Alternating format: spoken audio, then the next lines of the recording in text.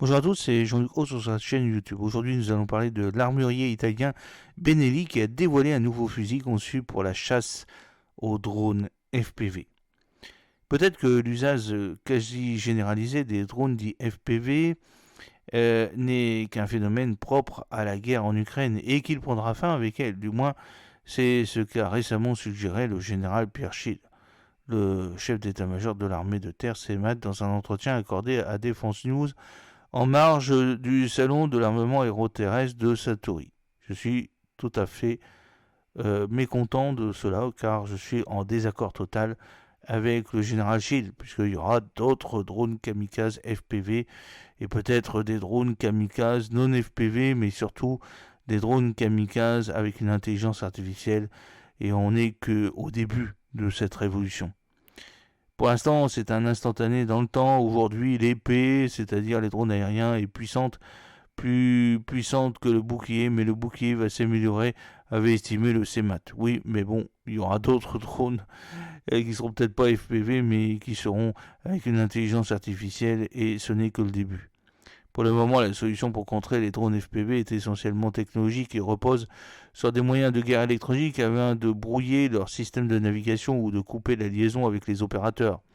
Seulement, une parade a été trouvée avec le drone FPV philo-guidé, c'est-à-dire relié à son télépilote par un câble à fibre optique d'une longueur pouvant atteindre les 10 km, comme cela a été constaté sur un appareil russe en mars dernier. Quoi qu'il en soit, l'armée ukrainienne utilise désormais en dernier recours un moyen beaucoup plus rustique, à savoir le fusil de chasse.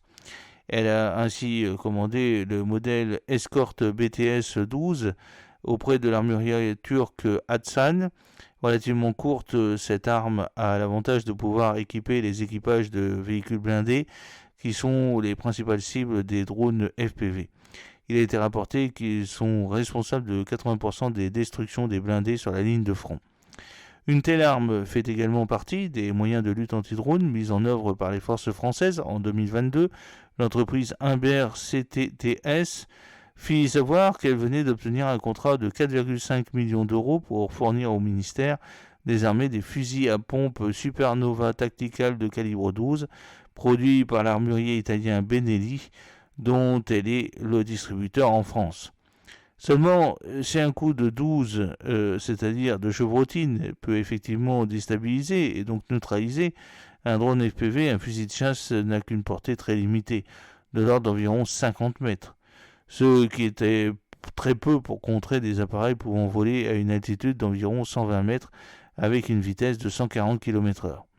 D'où le M4AI Drone Gardan, que vient de dévoiler Benelli via un communiqué récemment diffusé par Beretta Defense Technology, sa maison mère. Concrètement, l'armurier italien a intégré à son fusil de chasse M4 un nouveau système qui, appelé Advanced Impact AI, permet d'augmenter la vitesse de la cartouche de chevrotine tirée d'environ 20 mètres par seconde. Dès que la cartouche quitte le canon, les plombs qu'elle contient se dispersent plus ou moins uniformément en nuages.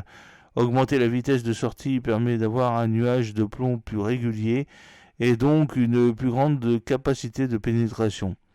En outre, équipé d'un viseur point rouge Steiner MPS 33 MOA monté sur un rail Picanini, en fait compte, le M4 AI Drone Guardian est en mesure de neutraliser un drone FPV à une distance maximale de 100 mètres. Le fusil à la base du M4AI Drone Guardian est doté d'un mécanisme de fonctionnement à prise de gaz, d'un guidon à lame protégé par des ailettes latérales et d'un dioptre réglable.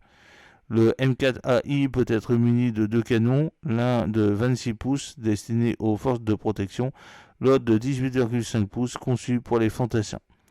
J'espère que cette petite vidéo vous a plu. N'oubliez pas de cliquer sur le pouce pour la promouvoir, de vous abonner si ce n'est pas encore fait et de partager cette vidéo sur vos réseaux sociaux. A très bientôt, fidèlement, Jean-Luc Haut.